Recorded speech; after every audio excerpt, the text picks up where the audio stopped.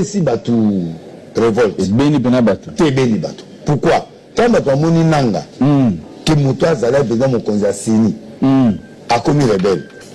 Batu a dit maté. Pour que batu zoa nanga. Nandeni susu. Le pasteur azali serviteur de Dieu, l'église Monsongo. L'église. N'a la vérité. Loba. Et le royaume azali pasteur, azali pardon mon nimi, il y a Laurent Dalo. Mais tant que ce qu'on fait tout na sini, à 15 ans, si tu récupérer, tu bimisé mon nimi mon église à Salongo.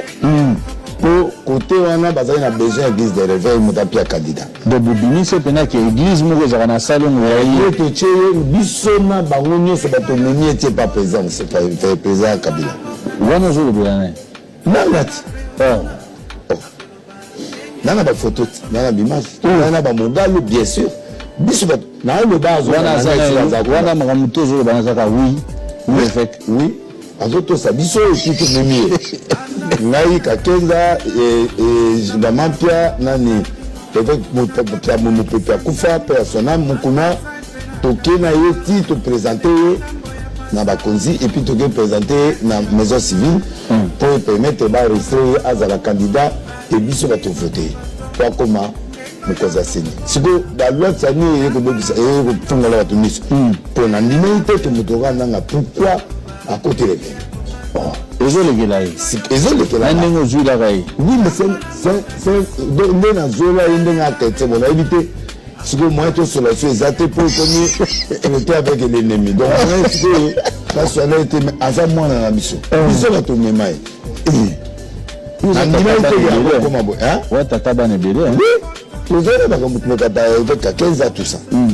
Et tout ça là que les a comme mon conseil. Kizami na boyaki. Oh, mutu moko boyaki Kizami. Aboya pourquoi? Na évité Kizami na bien dominaé et de peut stabiliser inspirer du côté Adam de Guide de réveiller. To pendant la diwana. On est à 6h du matin.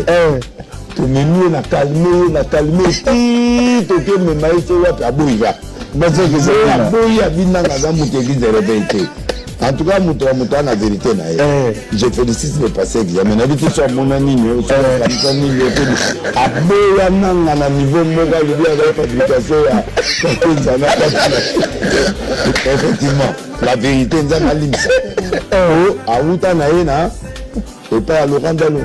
Ok. Alors qu'on a un diminué, on diminué. On prie qu'on a besoin de qu'on diminue. On diminué. Il y a la église Moza na salon. C'est la bande qu'on a la Rugini. Abandonné la Rugini qu'on a.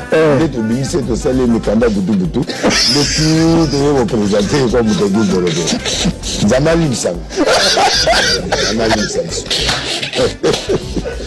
Zamalim Sam. En tout cas, là, il y a un on a dégagé la côte à 2024. La côte à 2024. En tout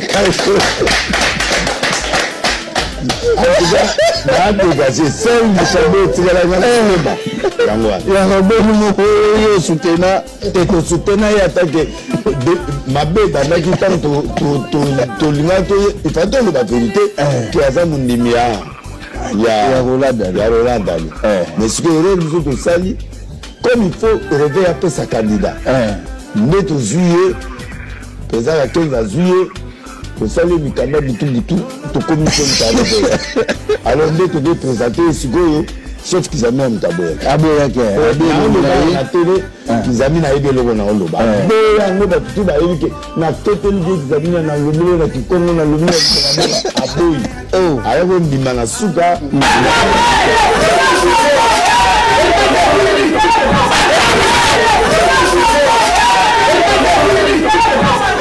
À cet aventureux de quoi? De Bandal là, qu'il apprenne aussi l'histoire. Quand il continue encore à citer Kabila, on va encore sortir des vidéos de ce qu'on avait enregistré chez nous, de cette immoralité là, qu'il cesse de nous provoquer. Hein? Tous les bureaux, quand il venait chez nous, tous les bureaux électronisés. On continue à garder encore les images. C'est la maturité de Kabila qui nous exige. On arrive ici à Kinshasa. Ok. Toye qu'on géré. Un baroulé sans Tshisekedi à qui on vend dans sous les bois. Ba partenaire fiable na yo akenda kuluka na Rwanda baroulé. Biso dîme na bango toye ba ki na wote. Pour preuve, Kamere est en train de vivre avec Tshisekedi. 1988, oui. Tshisekedi a signé un contrat en manuscrit avec Rwanda pour déstabiliser la République démocratique du Congo.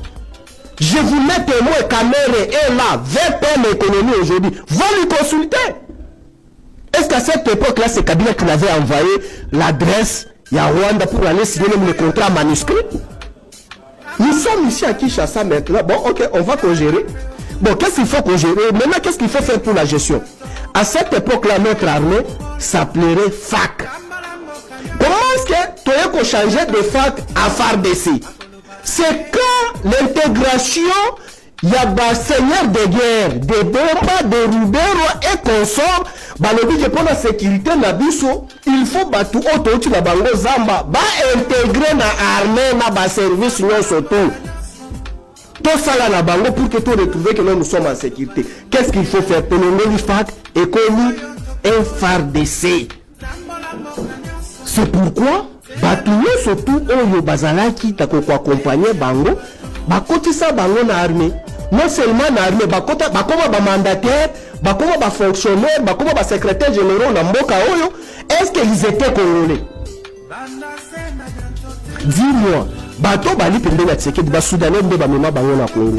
Ba Burundais ba mema bango na Congo. Il y a aussi l'un de l'air. Ah lelo ngo ebisa biso te Kabila mema ka ata Rwandais moko. Je lance à quiconque défi, je vous mets au défi. Je suis devant la caméra, je ne suis pas dans ma salle de bain. Je suis en train de me baigner na Batami. On me croyait pour l'histoire na o ali na mutu ya débat aya awa. Alors, pour que Azala la sécurité, il faut battre Bakota. Baraka na ba DGM, Baraka na ba DGI, Bazaka na ba DGDA. RCD a fait nommer ces gens. MLC a fait nommer ces gens. Pour que Bazaka na ba portefeuille, oh, bango mo na banda pour gérer. Parce qu'à cette époque-là, même dans l'économie, Zaka na maboko na bango. Ils pouvaient se faire nommer batu na bango, bauta na bango, bisika bauta. Mais banani bakomisa bango wao. Ce sont les étrangers là, ils pouvaient être payés. Leur salaire c'était quoi? C'est les intégrer dans les institutions publiques de l'État. Oh, ils qui souhaitent na bango. Et même nous la qui sa bango kobeta masasi. Mais c'est un étranger tout ce qui est connu. Et je te cite les noms. Aujourd'hui, à la République démocratique du Congo, centre de formation à Kitona, qui est géré par le général Mustafa. Mustafa, ce n'est pas un Congolais. Qui l'a amené à la République démocratique du Congo? Il est venu avec la rébellion du MLC. Dans cette intégration pour faire brassage, il y a force négative. Il est resté de Dionich Lugoya. Tout le monde, ils étaient dans la rébellion. Mamadou, oui, il a été repêché par nous parce qu'il est venu aussi dans la rébellion. Mais comment se fait-il que Moutako Bima, sous la place publique, le brassage, c'est Kabila? Kabila a subi le prix de la paix pour que Bakongomani base à la Nakina. Bitumbe Bandina Est, Batoubakoufé Belé, monde entier Zotal. Et les autres Belé. Ukraine, monde entier, mis sur la bango na Ukraine. Ukraine n'a jamais agressé. Bango contre Poutine. Bazo pesi Mindouki, bazo pesi Mbo. Sauf Congo démocratique. Bakangi Mounoko, Bakangi Miss. Comme c'est le réseau Salamate. Mais ce qu'il y a dans cadre éveil patriotique. Pour la veiller nos consciences. Que tous les gens dans Rwanda. Tous les gens dans Kakame. Kakame c'est un criminel. Oyo ba Rwandais baza utiliser bango na occidentaux de lui monene polele que toujours bunda na États-Unis, toujours bunda na France, toujours bunda na Grande-Bretagne, toujours bunda na Australie, toujours bunda na ba pays nyonso minene y compris Belgique. Donc occidentaux nyonso nde bazoboma bato na est nde bazali kosala oyo tozali kocharge sur Kagame azali mutu na bango oyo baza koutilize en complicité na ba fils égaré ou bazali aw ou bazo trahir à tout moment mboka pour te ba massacre et ça m'a toujours na est sans oublier au besoin quand c'est parfois qu'un fan de Kimia a zolo be côté mais c'est Kabila c'est le cerveau moteur. Je dis bien que c'est le cerveau moteur. Oya zo pistonné bananga, oya zeliko, tout ce que vous voyez là.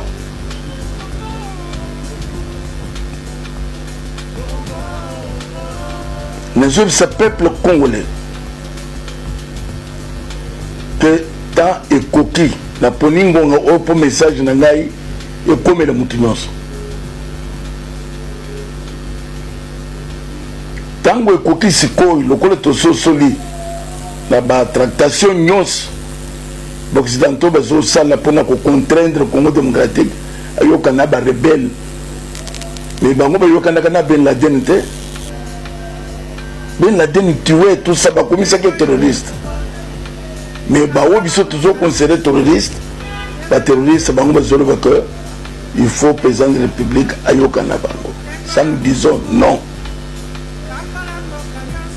Président de la République a coquille jamais qu'engager de l'OC, ni Rwanda, ni M23.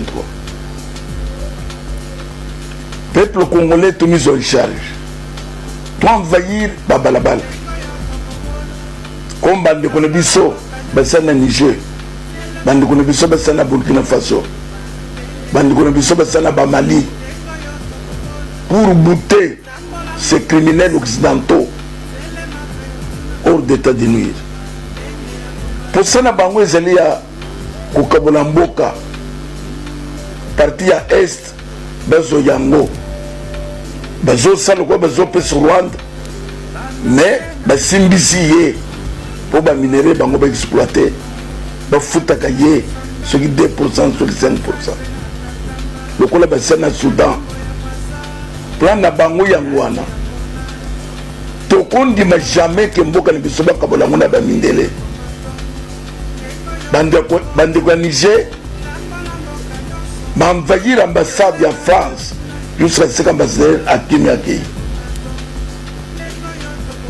tant ils ont qu'au Sikoli il y a toi envahir l'ambassade toi envahir Babalabal toujours là le one toujours la mukawan jusqu'à ce que la situation ait changé dans l'Est. Donc, on crée une ville morte, non seulement dans Kinshasa, 26 provinces. On a pour contraindre à Mindele Nyos, dans le Loboko, dans Bokanabis. Dans le Sénégal, dernièrement, le président a changé de date de l'élection. Il y a quelques jours, réaction n'a pas eu zéro. Gagama, c'est déjà 26 ans. Qu'on a démocratie, la mindère va tourner la démocratie. Bazo tout n'a été commencé le 26 ans, c'est le mandat bon. Non. Démocratie, la mindère, ils ont un Congo démocratique. Démocratie Afrique, ils ont un Congo. Ça nous disons non. La cadre veille patriotique. Donc on sait de façon que balabala nyons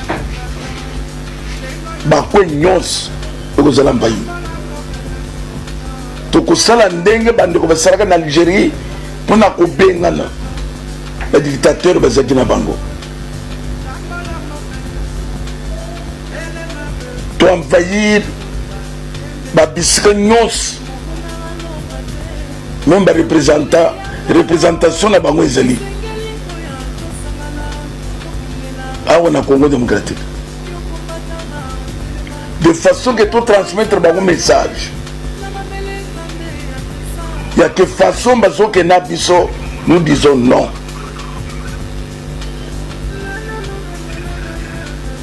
Message que le peuple congolais a dit trop, c'est trop. Bato bazobomba tukuna, les gens Kakame te. Kakame c'est un criminel au besoin d'utiliser. On a kubomba ndeko na biso. Toujours condamner les choses. Attitude d'église, ba prêtre, na ba kalinois catholique. Baza prêt pour na kusala ba marche pour les élections. Sélection, élection, pensez bien te. Tokoyeb sa peuple toke nanzela. Mais l'air bazo pour ma battre à est, catholique a joué ma téléphone à Kolobako, peuple toke ma toke nanzela, bazo ma bisokona na est. Nous condamnons ça. Et ça là-bas protestant.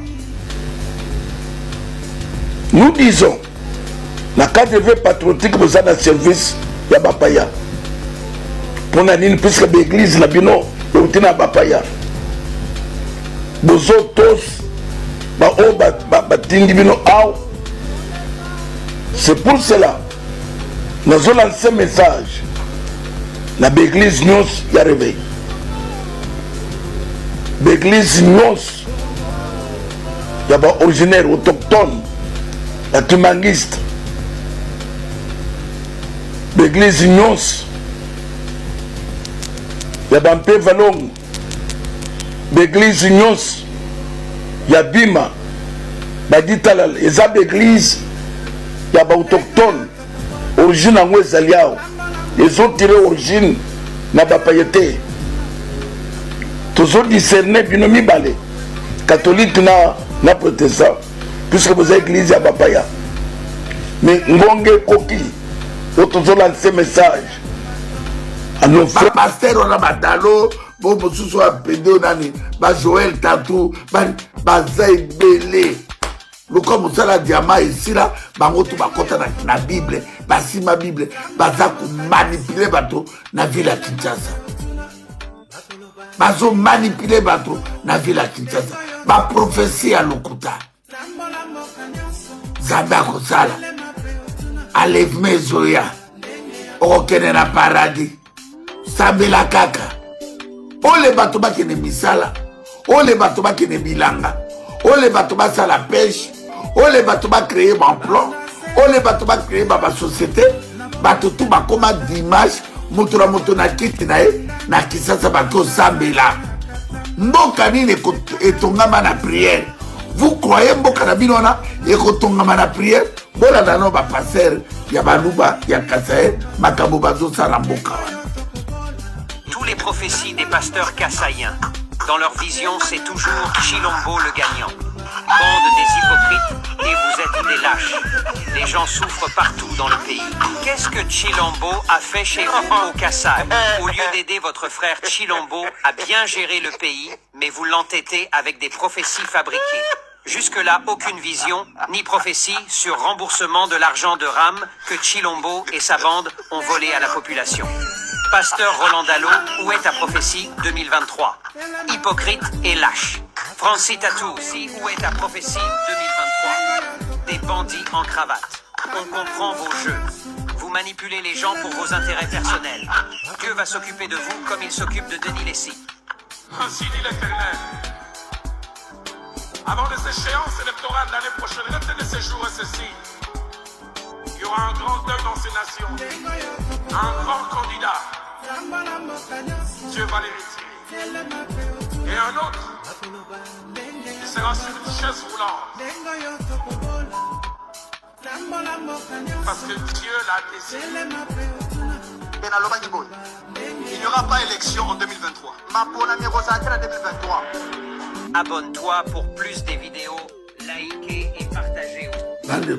Pas ventiler, bango ne peuple la komi kobanga bango, pas ventiler ba petit magicien, bango ne muto ba komi considérer na mboka wana, ba ventiler, ba Dalo wana, ba Marcelo, ba ventiler. Pas ventiler mes frères et sœurs. Mboka kofi likora l'église wana. Ba bomi mboka. Moto oya malonga azate. Bato tout va passer. Bonjour, mais bazwi la police, bazwi DGM, bazwi douane. Bato wana bazocontrôle renseignement nyonso ya mokolo. Soki lelo toza na problème na armée,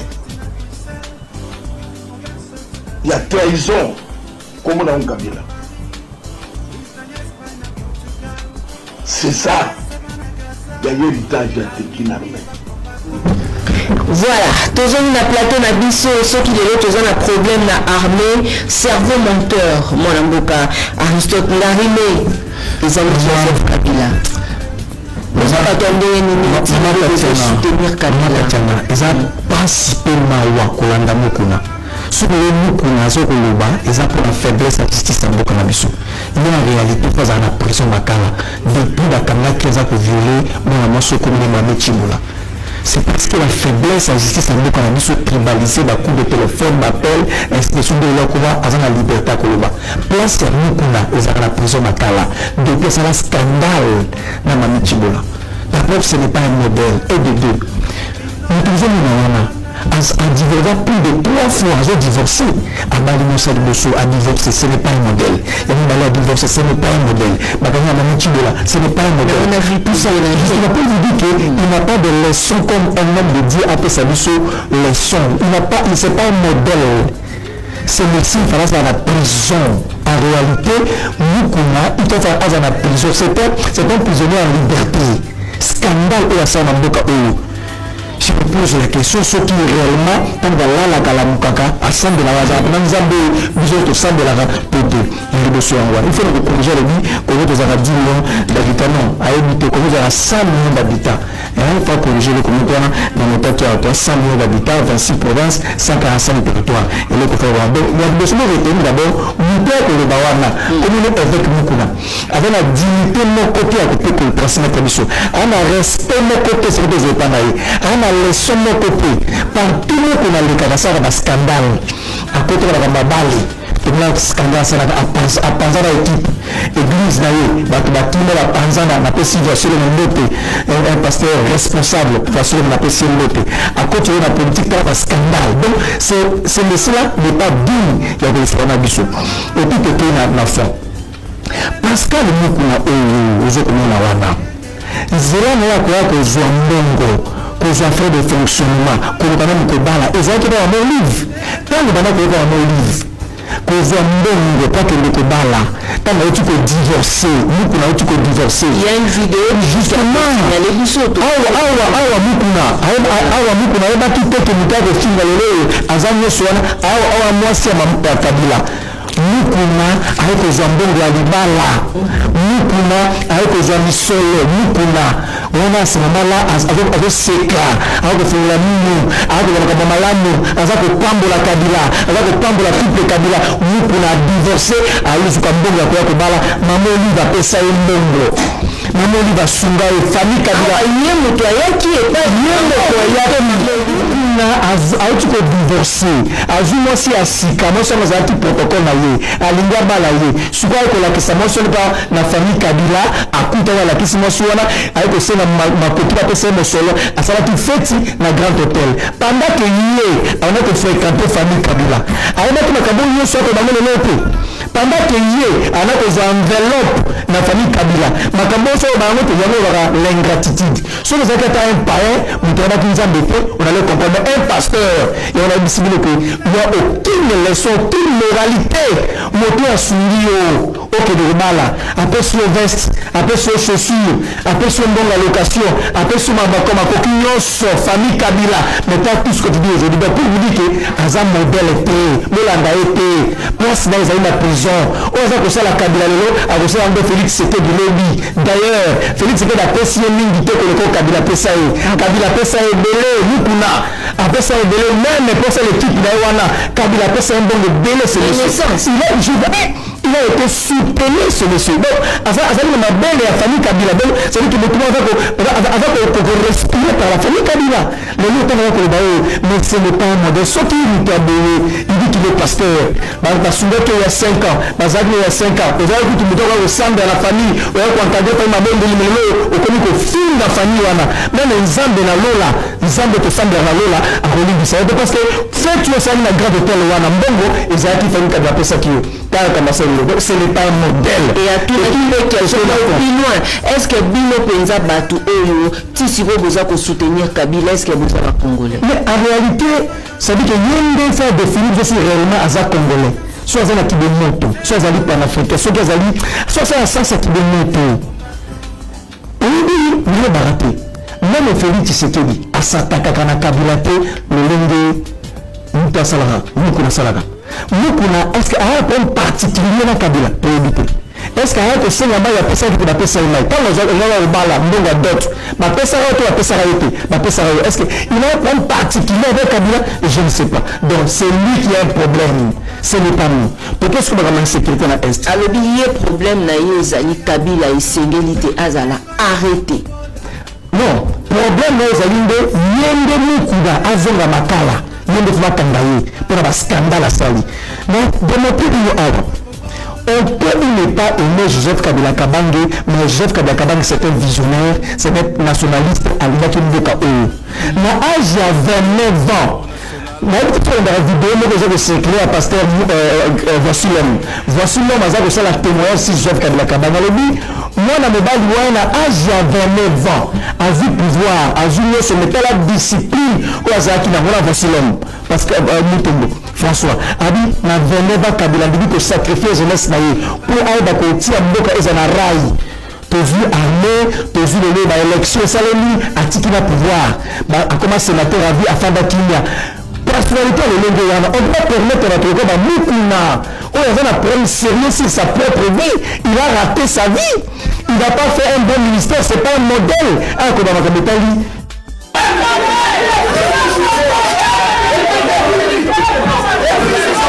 Kimi Bujimai, Batelengani partout. Vous avez ça diamant à Miba, et qui même diamant à Botswana, mais Tala Botswana, na diamant à Bango, Batongi Mboka na Bango, Tala Bujimai, Molili, Mboka ya Ténèbre, Batobana Bilangate, Batobali à Kabapuku, Tikate Bandekunanga ya Baluba, Bazonga na quand ya vérité, na évite Bozo Fingangai. Parce que ni est prophète chez lui, mais d'ici les lots, lobby beaucoup comprendre que oh le beau bout de la mabele, nous moto bout de la moto, à Tekamboka, moto à sa motaliboma, moto à sa maladie mentale, la moto d'ailleurs, à sa sagesse c'était, intelligence c'était, Félix Tshilolo, il a maman à Emard, à Tekamboka wana, makama mabele patro à Zalakate, makama mabele, moto à l'ekamoto à Sate.